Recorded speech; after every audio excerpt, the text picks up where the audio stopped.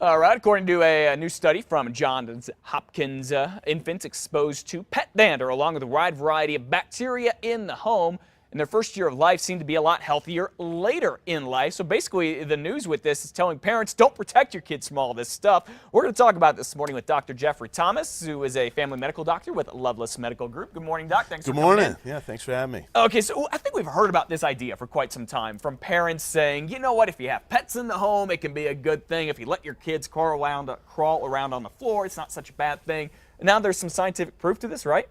This has been going on for decades.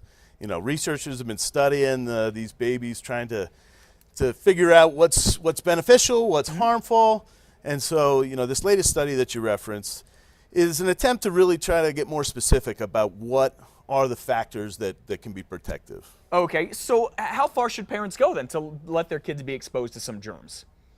Well, you know, I think it's important to differentiate between germs and, you know, animal dander. Okay. Germs can be very harmful, you know. Okay, good point. But just a regular, you know, dander from animals and stuff, that looks to be helpful to the immune system so that babies' immune systems can learn what is truly a threat and what is not a threat. Yeah, because I look at it, I'm very allergic to pets right now.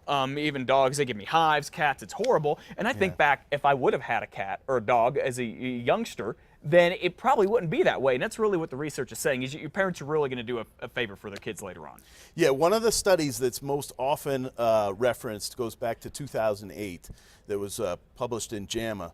And that showed pretty good evidence that if you had two dogs or cats that early on in life exposure, you're going to later on have a lower chance of having asthma. So as a doctor, as a family doctor, what do you tell parents who come in there and they're concerned and they're like, you know, I don't know, doc, I know the research says this, but I'm just worried about letting a baby, a 6-month-old, a 1-year-old, be near pets like that and have them in the house? Yeah, worry is just part of being a parent, you know, so you definitely have to manage that for new parents. But I just tell them to use their common sense, you know, trust their judgment and not to go too far overboard either way. You don't want to isolate your children, your babies especially, from all the environment so, you know, that they're cut off from that. But you also don't want to let them, you know, get overly dirty or exposed. Yeah, don't let them like grab a cutting board with like old meat left on it or something like that. Salmonella, that's bad. Right. What about the idea, real quick, of the whole antibacterial soap? It seems like we've become obsessed with that as a society, that like everything you go and buy, it's got to be antibacterial. It's got to be antibacterial. Does it have to be? Is that really good?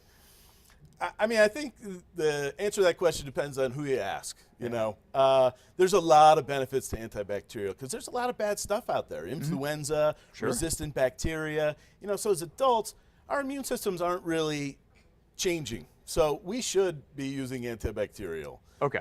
You know, the study more references the really young kids whose immune systems are still being shaped. So maybe, you know, dunking them in the antibacterial every day is not a great idea. Yeah. But for adults, I think the benefits outweigh the harms. Okay. I think it's almost like let kids be kids a little bit. Yeah. They'll be better off in the long run. Okay, very good. Doctor, thank you so much. You want more information on this and the study and Loveless, you can head to our website at CASA.com. Click on the CASA blog. Dr. Jeffrey Thomas, thanks for coming in. Come back soon. Thanks a lot.